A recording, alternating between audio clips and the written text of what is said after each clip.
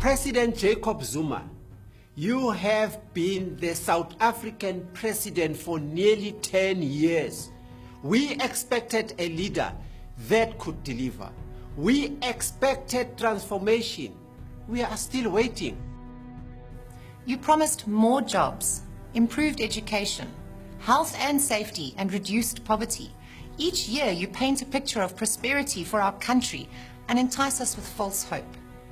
Mr. President, we simply do not believe you anymore. Our reality is far worse than we have been led to believe. We did not vote for empty promises. Mr. President, in your 2010 address, you promised to alleviate the poverty experienced by 11 million citizens. But today, there are 1 million more people living below the poverty line. Mr. President, in the 2011 address, you promised to make higher education more accessible to the poor. But today, we face students' unrest and the fees must fall movement because of your failed promises. Mr. President, in 2013, you promised greater investment in maths and science education. But today, our maths and science ranks across multiple systems as one of the lowest in the world.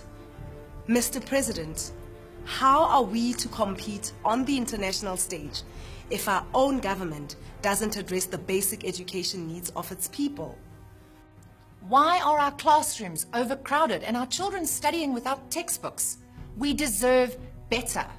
Why do we still have schools with shocking sanitation facilities, where young girls do not have access to feminine hygiene products, despite your promises in 2011? Mr. President, in your 2013 address, you promised to alleviate youth unemployment and promote economic growth. Yet by 2016, youth unemployment has risen by 6%, with nearly 11 million youth seeking employment. More concerning is the general unemployment has risen by 2.2%. So, where are those jobs, Mr. President? We deserve better.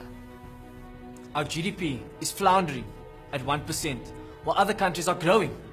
Were we not once known as the economic powerhouse of Africa? What happened? Today, other African countries like Ethiopia are growing at 10.5%, the DRC at 7.7%, Tanzania at 7.1%, Rwanda at 7.6%. Mr. President, they all operate in the same global markets that we do. If they can grow, then why can't we? We deserve better. Mr. President, in your 2015 address, you plotted a 9-point plan to deal with water, sanitation, and transport infrastructure. Today, we have delayed development with declining water security. In your 2006 manifesto, you stated that all communities will have clean water and decent sanitation by 2010. Mr. President, in your 2011 address, you promised to fight crime. Yet today, South Africa's murder rate has increased by 15% between 2012 and 2015. It's now one of the highest in the world. This beautiful country of ours suffers a daily average of 142 sexual offenses and 363 violent robberies. Last year alone, hijackings increased by 14%. We don't deserve to live like this, Mr. President. Do you think South Africans are safe? Our healthcare system is in crisis. There are clinics in the Eastern Cape who haven't even seen a doctor in 6 months. More and more patients sleep and die on hospital floors, desperately waiting for medical attention. Mr. President, we deserve better. South Africa deserves better. Your parliament is bloated and costs 10 times more than it did under Madiba. The picture of the real state of our nation is not a healthy one. Mr. President, it is clear that you and your self-serving leadership has let South Africa and its people down.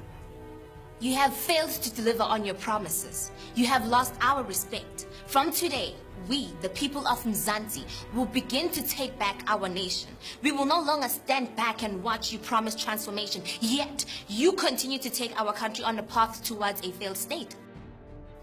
This nation deserves leadership from someone with a moral compass. We, the South African people, will get behind civil society organizations who take action and tackle the waste and corruption which rob us of the future we deserve. President Jacob Zuma, South Africa deserves better, much better. This is the real state of the nation in 2017.